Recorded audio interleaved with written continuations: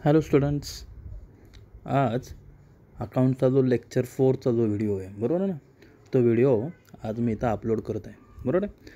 तर काल तुम्हाला माहिती आहे, काल आपण partnership final account theory portion आपला बऱ्यापैकी कंप्लीट झाला म्हणायला हरकत नाही. तर आपण ॲक्च्युअल प्रॅक्टिकल प्रॉब्लेम्स जे काय आहेत ते प्रॉब्लेमला आपण सुरुवात करतो आहे बरोबर ना. त्यामुळं काल आपण पार्टनरशिप फायनल अकाउंट या टॉपिकला सुरुवात केली. त्यात तुम्हाला माहिती आहे की टोटल आपल्याला फायनल अकाउंट म्हणलं की 3 पेजेसवर हा प्रॉब्लेम ड्रॉन करायला लागतो, आखायला लागतो बरोबर ना. Trading account, profit and loss account and balance sheet बरोबर. टोटल 3 पेजेस आहेत.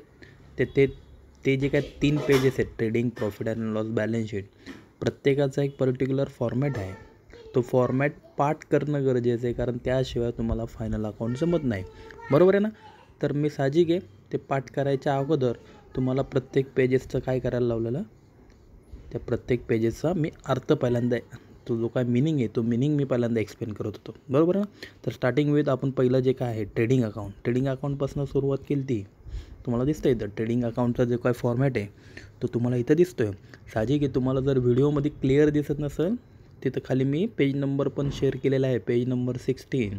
तुम्हाला व्हिडिओमध्ये दिसत नसेल तर दुसऱ्या मोबाईलमध्ये PDF फॉर्मॅटमध्ये जे आपलं टेक्स्टबुक अवेलेबल आहे ते ओपन करून डोळ्यासमोर राहून दे, म्हणजे तुम्हाला त्यातनं तरी क्लिअर दिसू शकतं. ओके, तर हे ट्रेडिंग अकाउंटचं फॉर्मॅट आहे, तिथे तुम्ही बघू शकता. तर साहजिक आहे, डेबिट क्रेडिट 2 साईड्स असतात. काल मी एक्सप्लेन केलं होतं. त्यातलं आपलं डेबिट साईड मी पहिल्यांदा सुरुवात करणार होतो आज म्हणून.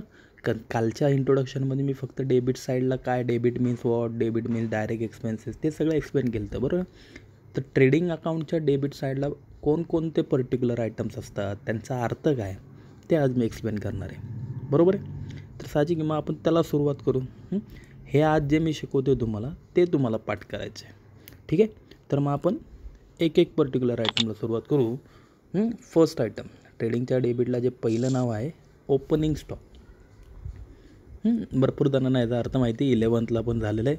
ह्यातले बरेचसे शब्द 11वीत झाले असल्यामुळं तुम्हाला याचा जास्त एक्सप्लेनेशन द्यायची गरज नाही पडणार, ठीक आहे.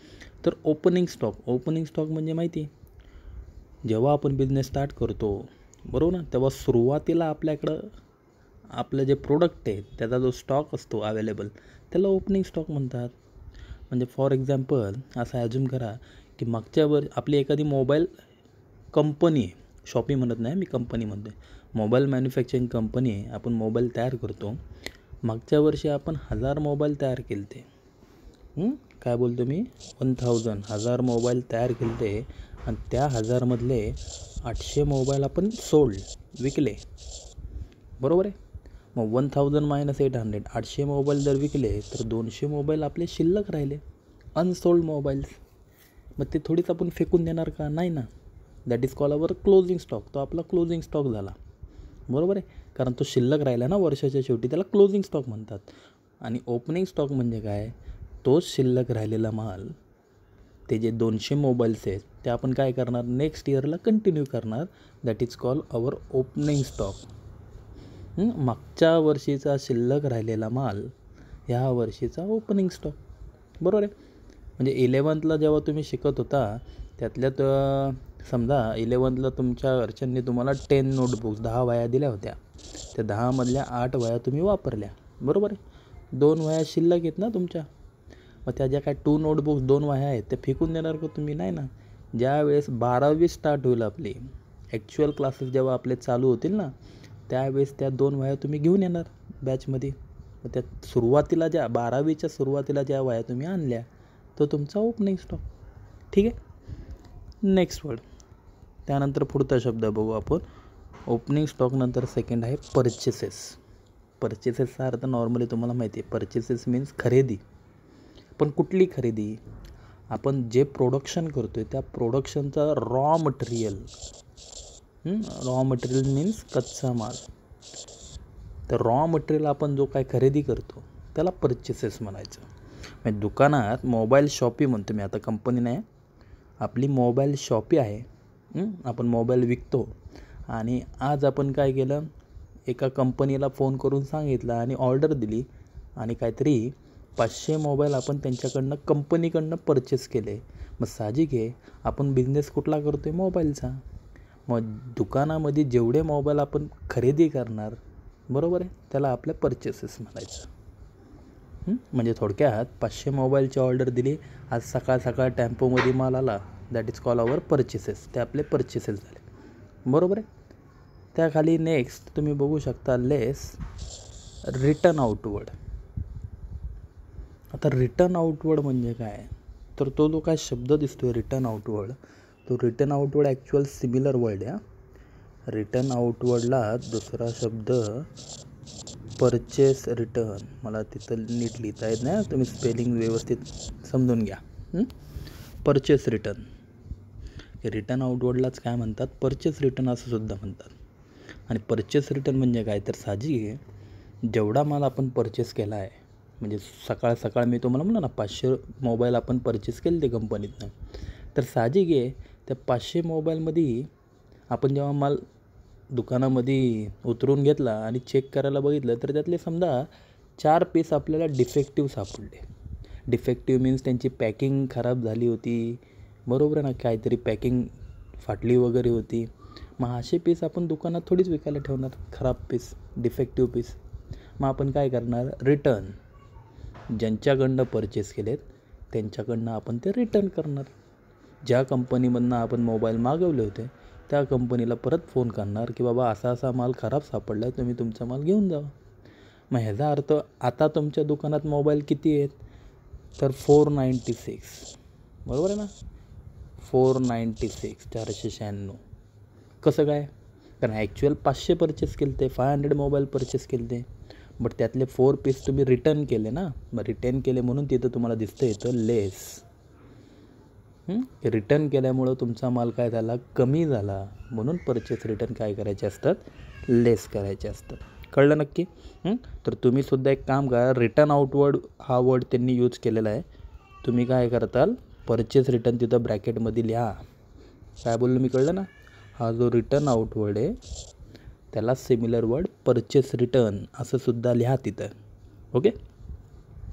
त्यानंतर carriage inward, freight, dock charges, custom duty, import duty, बरोबर ना.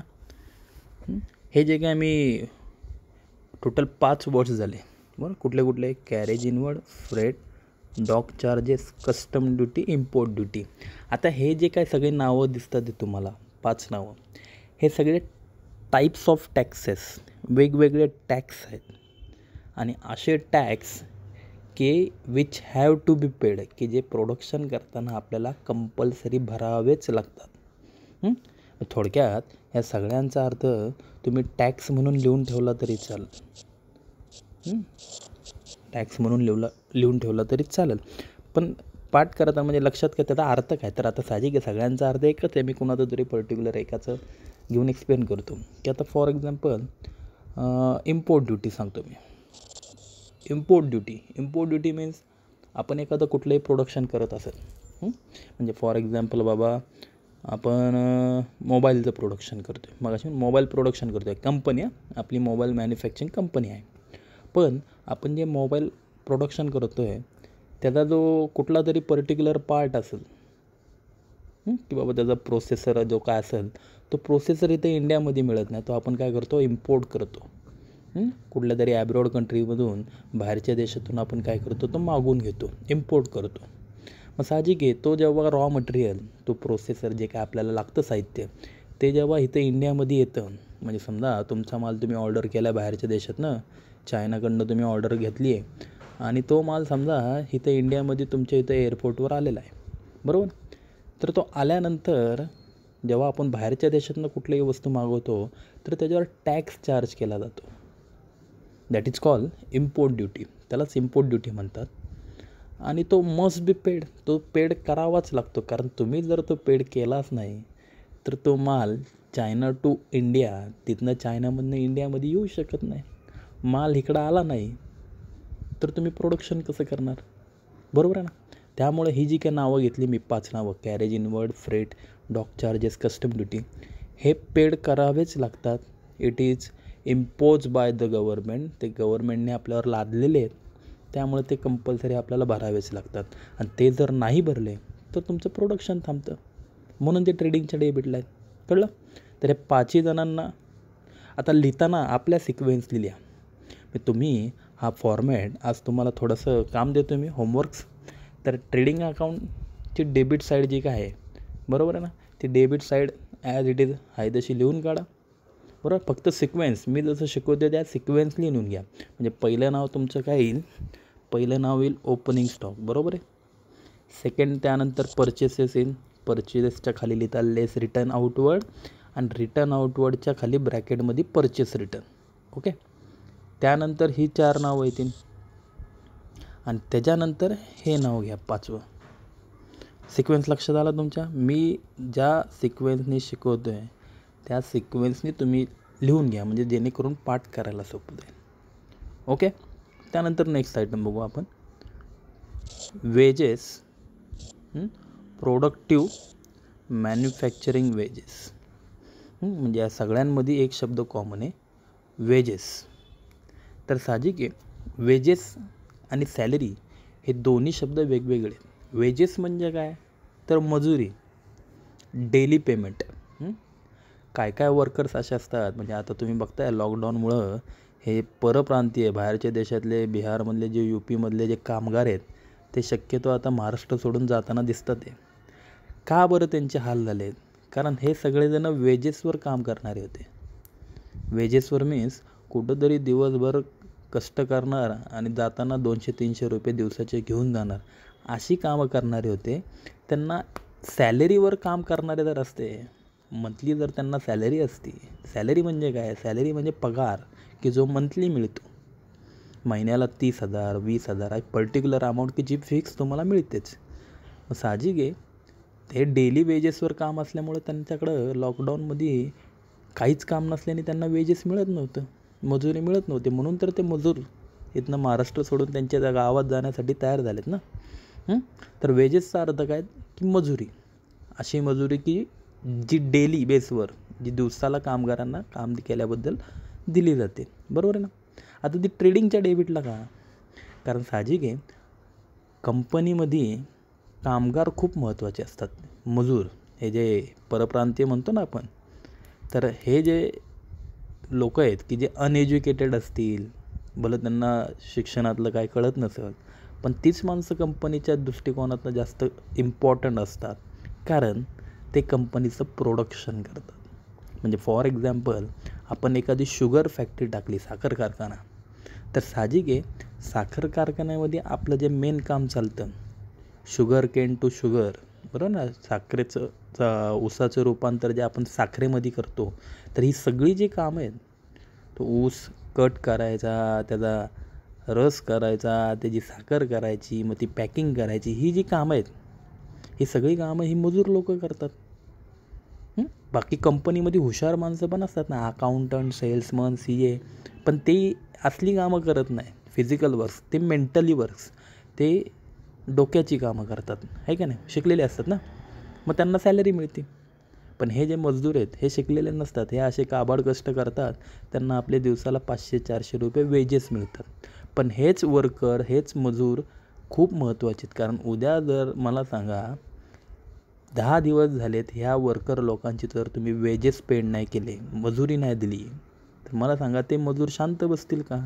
नाही ना, स्ट्राईक करणार ना, किंवा कंपनीत येणार नाही कामाला. आणि मला सांगा जर ते कंपनीत आलेच नाही कामाला, तर तुमचा CA अकाउंटंट काय उपयोगाचा? कारण कंपनीत काम करणारे कामगारच नाही आले, मजूरच नाही आले, तर साखर कशी होणार, प्रोडक्शन कसं होणार, बरोबर ना. मग प्रोडक्शनच नाही म्हणल्यावर कंपनीत बाकीच्या लोकांचा काय उपयोग? म्हणून त्यांना पहिला प्रेफरन्स. एक वेळ सॅलरी रखडली तरी चालत, पण वेजेस पहिले क्लिअर करायचे, कारण ते डायरेक्टली रिलेटेड विथ प्रोडक्शन, बरोबर आहे. म्हणून त्यांनी तिथं वेजेस दिले. आता कधी कधी त्याखाली तुम्ही बघू शकता second item, to wages and salaries confuse करतात. ॲक्च्युली सॅलरीचं पोस्टिंग वेगळं आहे, आपण ते नंतर बघूच, पण वेजेस आणि सॅलरी हे दोन्ही शब्द एकत्र देतात. कारण सॅलरी दुसऱ्या पेजवर आहे, म्हणजे प्रॉफिट अँड लॉसच्या डेबिटला येतात. आता आपण प्रॉफिट अँड लॉस नंतर बघणार आहे, त्यावेळेस मी सॅलरी एक्सप्लेन करेन. पण सॅलरीची जागा वेगळी, वेजेसची जागा वेगळी. वेजेस इथं लिहितात ट्रेडिंगच्या डेबिटला. मग मुलांना फसवायचं कसं, तर मुद्दाम दोन्ही वर्ड्स बघा, तुम्ही नीट बघा, एकत्र दिले वेजेस अँड सॅलरीज. तर साहजिक आहे तुम्ही कन्फ्यूज व्हायची गरज नाही. दोन्ही वर्ड जर एकत्र दिलं तर पहिला वर्ड कुठला आहे? वेजेस ना. पहिला वेजेस आहे म्हणून ट्रेडिंगच्या डेबिटला बस. आणि जर उलटं दिलं, एखादा मुलगा म्हणत जर सॅलरी अँड वेजेस दिलं तर मग पहिला वर्ड कुठला येईल? सॅलरी ना. मग सॅलरी मात्र प्रॉफिट अँड लॉसच्या डेबिटला. ठीक आहे. तर काय काय फसवे आहेत तुम्हाला फक्त एवढंच लक्षात ठेवा की वेजेस दिसलं की ट्रेडिंगच्या डेबिटला, पण वेजेस पहिलं पाहिजे. ओके. वेजेसचा अर्थ कळला? वेजेस म्हणजे मजुरी. त्यानंतर खाली तुम्हाला दिसतंय टू कोल, कोक, गॅस, मोठी पॉवर, ऑइल, वॉटर, ग्रीस. बरोबर. ही जी काय नावं दिसतात ते कोल, कोळसा, बरोबर ना, गॅस, मोठी पॉवर, ऑइल, तेल, पाणी वगैरे, ह्या सगळ्या गोष्टी इम्पॉर्टंट आहे. कारण ह्या गोष्टींमुळंच प्रोडक्शन होऊ शकतं ना. बरोबर आहे का नाही? नक्की कळते मी काय बोलतो ते. कारण ह्या गोष्टी जर असतील, म्हणजे फॉर एक्झाम्पल उद्या आपण एखादी बेकरी टाकली, बेकिंग प्रोडक्ट्स, तर बेकरी टाकली म्हणल्यावर बेकरीमध्ये जे काय प्रोडक्शन करणार आपण, म्हणजे जे काय आपण ब्रेड तयार करणार, टोस्ट वगैरे जे काय तयार करणार, तर ते करण्यासाठी इम्पॉर्टंट काय काय आहे? ते रॉ मटेरियल आणलं आहे सगळा मान्य आहे, पण गॅस लागणार, ऑइल लागणार, कोल, भट्टी असेल तर कोळसा लागणार, बरोबर ना. या सगळ्या गोष्टी, मोठी पॉवर, लाईट लागणार, वॉटर लागणार, म्हणजे ह्या सगळ्या गोष्टी पण इम्पॉर्टंट आहे. एवढी छान फॅक्टरी टाकली पण फॅक्टरीमध्ये वॉटर सप्लायची फॅसिलिटी नाही, पाणीच येत नाही आहे, काय उपयोग तुमच्या फॅक्टरीचा मग? बरोबर ना. म्हणजे ह्या गोष्टींमुळं पण प्रोडक्शन थांबवू शकतं ना. त्यामुळे ह्या सगळ्या गोष्टी ट्रेडिंगच्या डेबिटला आहेत. नक्की कळलं? बरोबर आहे. तर हे ट्रेडिंगच्या डेबिटला आज मी एवढंच शिकवतो, मी जास्त काही शिकवणार नाही आहे. बरोबर. तर ट्रेडिंगच्या डेबिटला मी एवढं एक्सप्लेन केलेलं आहे. टोटल आपले किती आयटम झालेले आहेत ते तुम्ही काउंट करून घ्या. फक्त लिहिताना ते व्यवस्थित लिहून घ्या. ओके. तर मग एक काम करू, बाकीचे जे काय पर्टिक्युलर आयटम्स आहेत ते बाकीचे पर्टिक्युलर आयटम्स आपण नेक्स्ट लेक्चरमध्ये बघू. तर फक्त आज तुम्ही काय करा, हे जे ट्रेडिंग अकाउंटची डेबिट साईड आहे हे परत एकदा व्यवस्थित समजून घ्या. व्हिडिओ जरा 2-3 वेळा बघून त्याचा अर्थ समजून घ्या. तुम्हाला हे पाठ करायचं नाही, पण त्याचा अर्थ कळला पाहिजे. ठीक आहे. ओके. मग तेवढं फक्त नोट डाऊन करून घ्या. बाय.